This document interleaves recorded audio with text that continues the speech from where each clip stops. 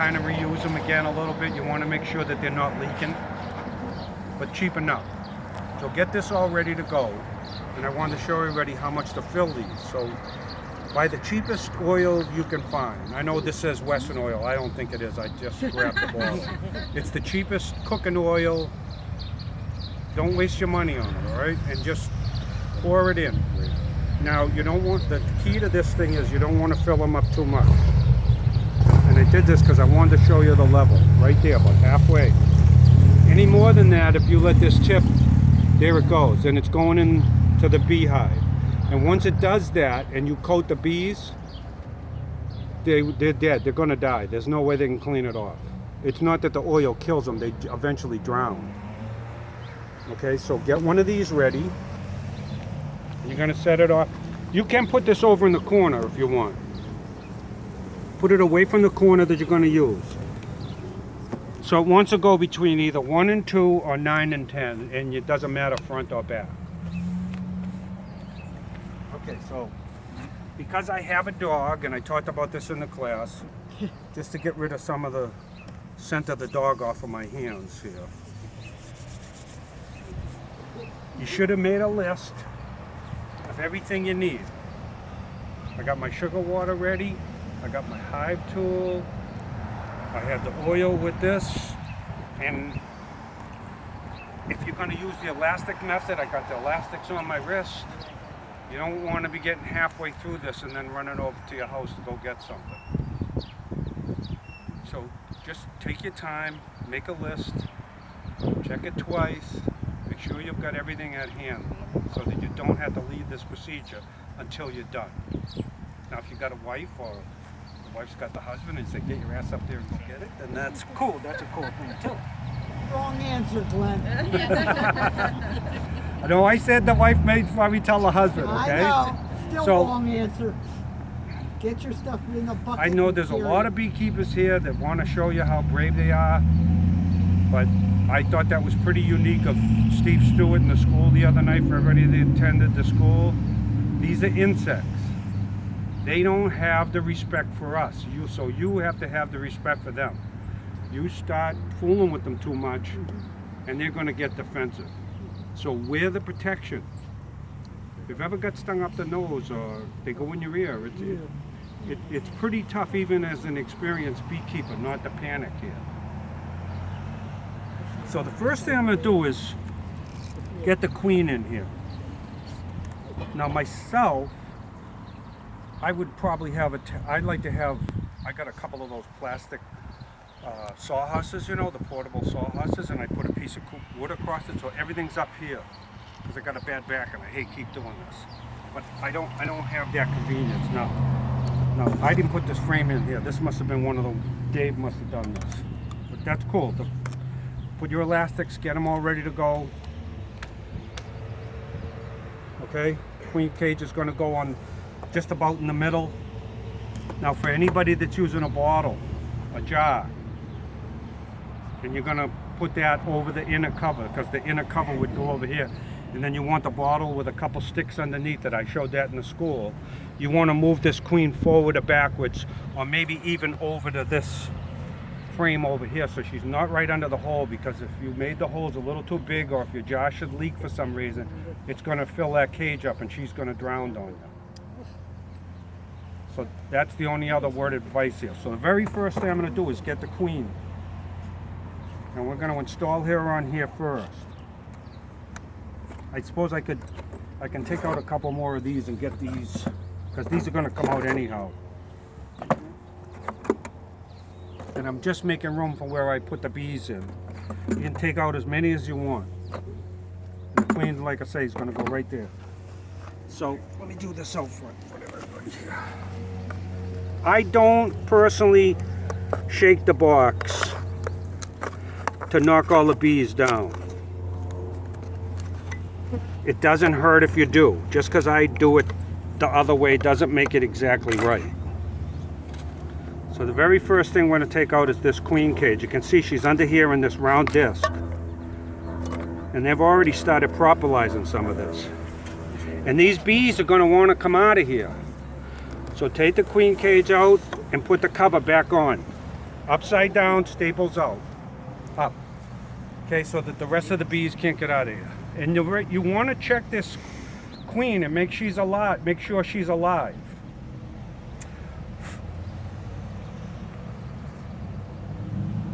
She must be upside down. I'm not a big one for doing a lot of shaking here either. You don't want to damage her. I see her, but she's upside down, and I want her to turn around so you guys can see this. Okay, so let me just walk around so that everybody can see this. She's got a blue dot on her. See her right there? You want to make sure that you're walking around good. This is your candy. Okay. She's got the blue dot on her. See her right there? And this is the candy with the metal cover here. All right, you see her in there? You want to make sure that she's walking around good and healthy. This is the heart of the hive now, okay? Does everybody see that? Everybody see the queen? You want to make sure that she's walking around and good and healthy. You can see her. And the candy is underneath this metal tip. Let me get a close-up of that. What did you say to me? Let me get a close-up of that. Oh, okay. So for Cliff, the queen is right there. Beautiful. Thank you. Okay, so now we're gonna, and you can see these bees, they're not going after my hand. They don't want anything here. We're gonna lift this little metal tab off.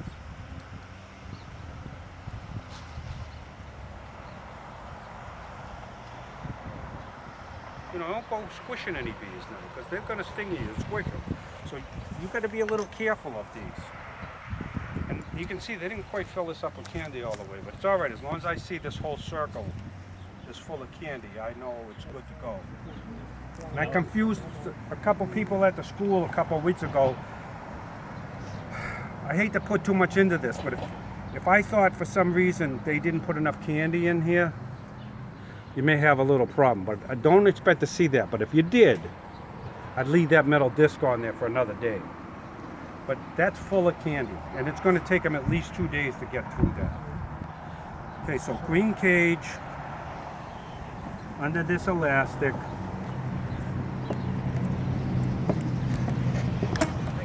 You can face it either forwards or backwards, or you can turn it so that the screen is out. Just don't put it so the screen is flat against there, or they can't attend to her.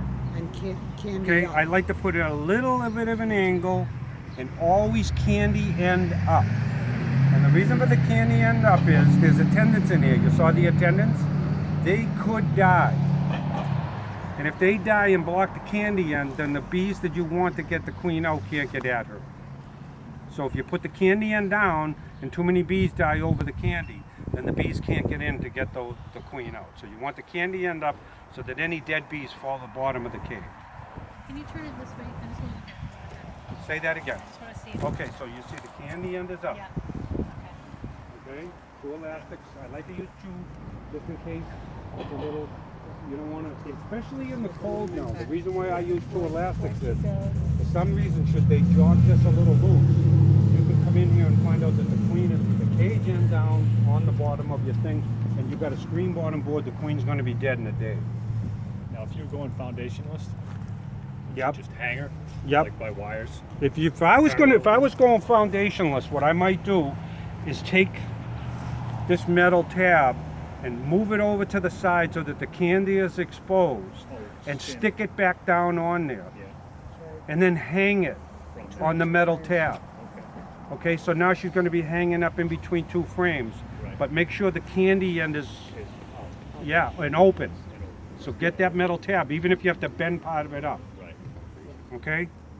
So does that make sense? So if you had this tab like this, and it's stuck into the top covering the candy, you can take and bend this edge up and only use one of the staples. Back to it, yeah. Okay? And then hang that this way. Yep. You can see it's going to hang like that.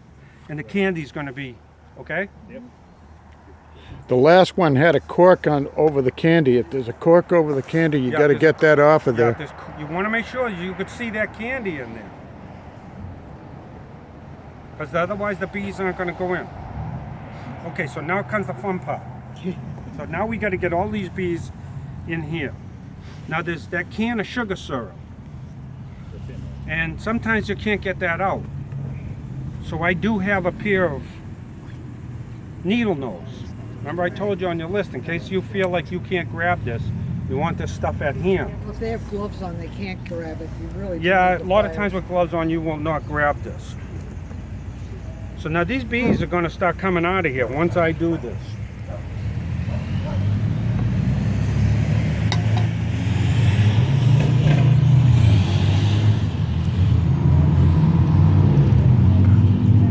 This is probably the hardest thing. See, that's why I bring this.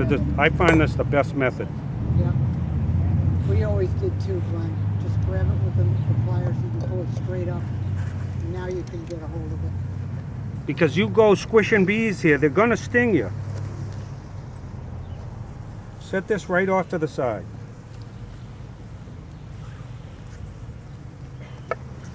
Okay, so now we're going to take all of these bees and we're going to push them down in here.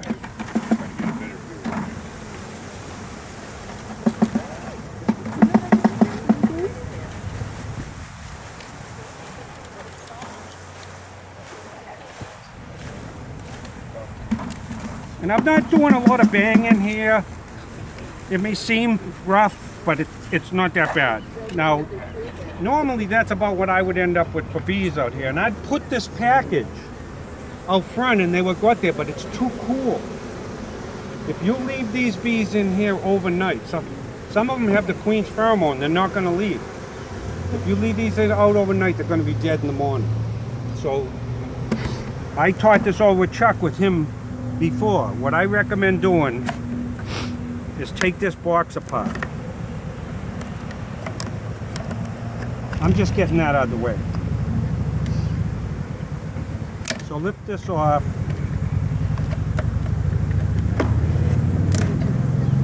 See why I like the sawhorses?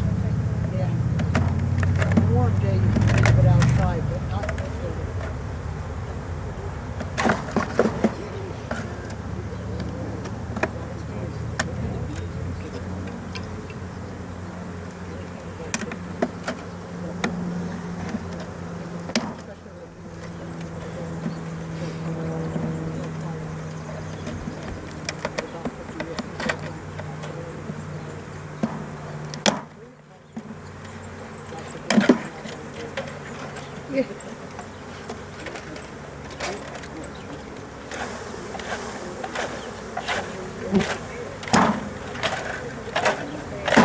Now there's nothing I'm going to do about these last few bees. I mean, if there's 20 bees in there, big deal, right? No. That doesn't hurt anything. Okay, now you're going to put these frames back in. And I want to go in the same order you had them in here. And the bees are in the way, so just slowly put these down. Don't go pushing them down. They're moving.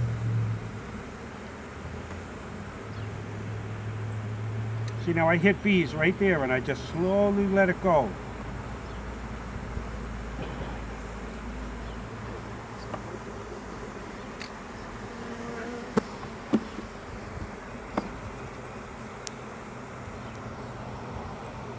Okay, now what you want to do is center up your frames. Everything nice and tight together like this, and an even amount of space on either side. This is good sugar water. So don't throw it away. Pour it in your feeder. I can't do that because we have a bottle.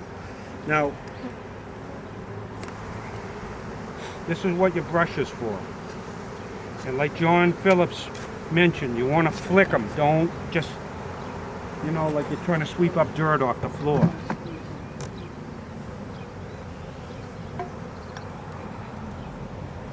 Take your bottle, if you're using this type of a bottle, and always test it over to the side. Make sure it stops dripping. And we're good to go. Now, the only other thing I would do is in a case like this, if I thought these bees didn't come out of here by dusk, I might try and pop them on the front. Just give it another shake and let them fall right in here. Don't open up the cover. You have no need to open up the cover. Now, you want to let them settle down for 2 days. And then you want to go in there and you want to check for the queen. Make sure she's out. If she's not out, I'd let it go one more day. Put it back. Make sure they're working at the candy. And then if she's not out, you can either pop the screen off like I did on that, or you can pull a cork. The trouble with pulling the cork is it's not the easiest thing to get out. What I recommend is like a sheetrock screw, and just don't go pushing it, because you push that cork in there, you're liable to kill her. So you want to get that sheetrock screw and then test it every once in a while to see if the cork will come out. And then once you got it in there far enough, and make sure you don't go all the way through the cork and stab her, you can pull it out. Now you can use a real fine pair of needle nose like I was using here, and also do it that way. But any way you can. Now look, that was a piece of screen that got me, see it? I never got stung by a bee. Yeah. That was a piece of the screen that stabbed me. Very cool. Thank you very much. So, Thank you. I mean, that's it. There's not a lot to it. You just saw them. They, look at, they're homeless. 3 days ago, they were in a big hive up in Georgia. And they got thrown in this box. Right now, they're trying to figure out where are we. Get us some comfort. Why is it 40 degrees cooler? Yeah, so there's a huge temperature shock here, too. Now, I closed, on mine, I closed all these bottom boards. Even if you had to take a cardboard box, I can show you on this one over here, because I did this one.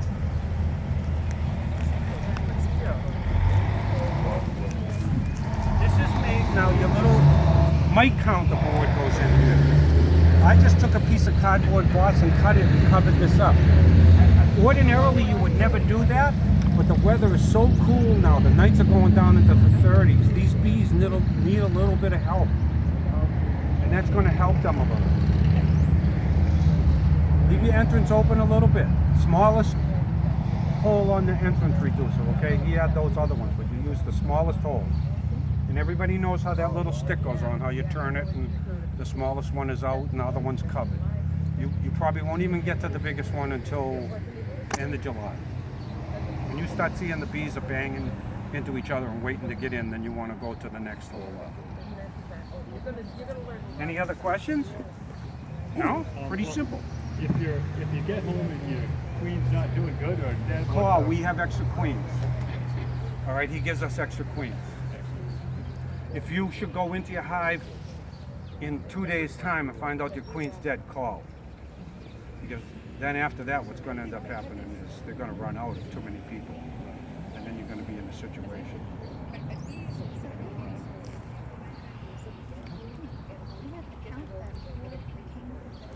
You can slide that in there. Yep, just like I put that cardboard in. Same thing. They just slide that in, and it's just gonna cut any wind from going in. Now, if you're right on the ground, you got cinder blocks and you're laying them down so that they're 6-inch up. You probably don't have to do that. But when you're on a high stand like this and 12 or 14 inches off the ground, any breeze in the wind. But we live on a farm, we make a vegetable garden and all kinds of trees, so yes. Oh, definitely, definitely. Thank you very much. Thanks, Glenn. That was cool. You ready? Yeah. All right. Gives us a shot. Let you use that other Hang on a finger over second. here.